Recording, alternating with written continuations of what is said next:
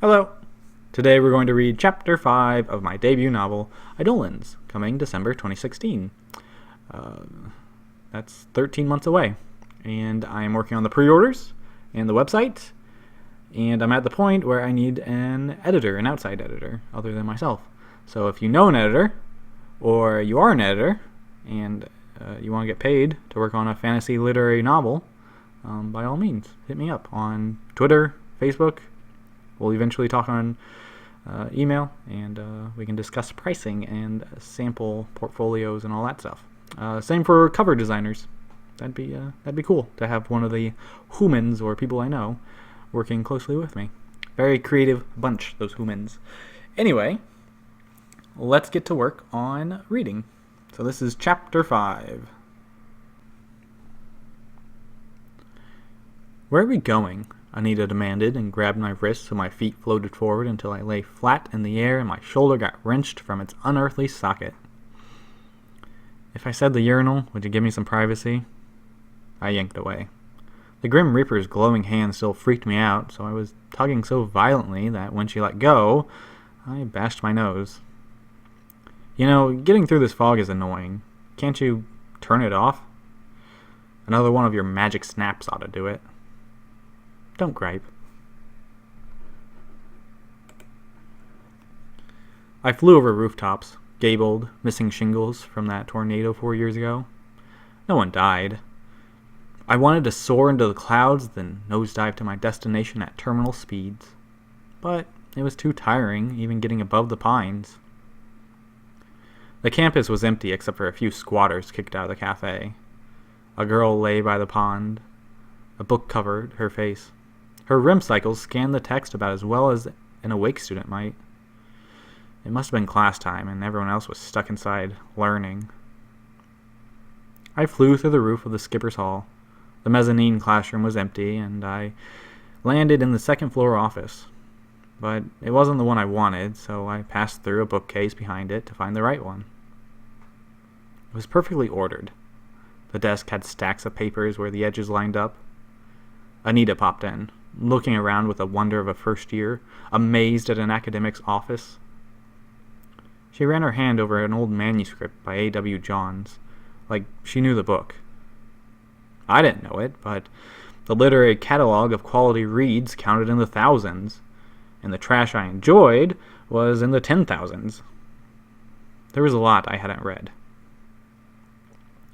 Usually, when people asked, I pretended I had, though. Then she looked around, paranoid. Where are we? The school library. They've been slashing the budget, and this is all we can afford.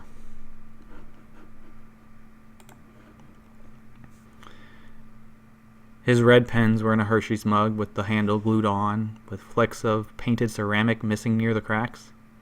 Decorative teapots, African fertility sculptures, Chinese lanterns, and South American tribal masks lined the top of the bookcase. I emerged through a shelved book, untitled on the spine. He likes to travel now, she asked, almost to herself. I answered anyway. Not since I've known him. He can hardly get up these steps. Last year he recommended Wales for a semester. Said it'd ease the anxious burden of impending graduation, or whatever else penned the sour tone in my voice. If I'd known the old codger was psychic, his advice might have saved my life. Glad I didn't listen. Back when he was there, the 70s, 5,000 squids was an upper-middle-class salary. He took his kid, I guess, and read him Dickens every night, till the kid realized Oliver Twist was trash. Bleak House is all right. Jarndyce v. Jarndyce Purgatory. Must be nice. Purgatory? You've been here longer than me. There was a slot on the bookshelf where a book was missing. I passed through the other books and lined up my eyes so they were right in the empty space. I couldn't see while in an object. My nose poked through the Once and Future King. Travel. With a family. You never reaped anywhere exciting? Maybe exotic Arizona? I asked. Just the area. I phased through the floor, but Anita stayed. Dr. Radulescu grumbled his lecture. Did anyone find a manuscript found in a bottle believable? Would you believe I was frightened into this appearance? I'm actually only 27. However common an image it is, terror cannot turn hair gray. He sounded as cheery as ever, like he hadn't heard. Perfect. My book bag was against the wall under the chalkboard. Since my seat was empty, I took it and listened. Anita landed on my head with her hands stretched through the ceiling tiles. She glanced at the lecturer, then said, "I'll be above whenever you're done," and disappeared. The professor looked about the room while the chuckles finished. He was looking right at me as I slapped the desk in mocking hysterics at his joke, played up but as genuine as my classmates' reactions. The room went quiet after the laughter because he had forgotten his next point. He stumbled through, asking if anyone had any opinions on the story or any other Poe stories. He flipped through some pages, then blustered, "Oh, what time is it anyway? How much of your torture is done with?" A student pulled out a cell phone, and the professor barked for him to stow it in his pocket. "I think my time's up. If not, then sorry for stealing from you. The latest tuition hike makes every class worth $80. I only try to get you your parents' money's worth."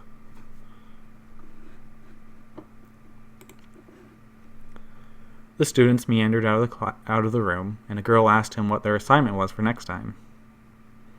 I forgot to mention it. The rest of the Poe packet, including the detective stories. They were the first of the genre, though rough. Law and Order would never call her an orangutan. Find some virtues in his writing. He stayed at the lectern and stared at my desk. He missed my wit, but he definitely hadn't heard about the accident yet. I'd stick around until he did.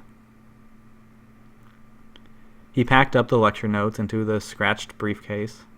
He left the lights on in the room as he exited. I floated behind him.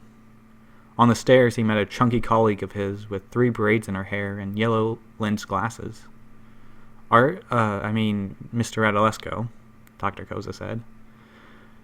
Even other professors were formal around this grump, but none respected him like I did. Only I called him Dr. Radulescu. Well, first years too, but they didn't know he didn't have his PhD.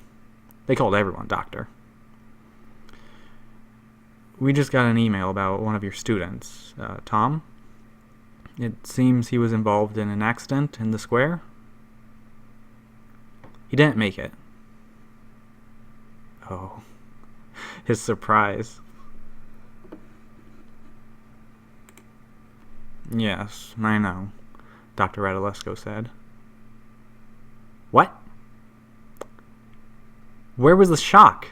The moment of hesitation, fumbling for words, dropping the briefcase, the tears, the gasping, fainting, denial, whatever.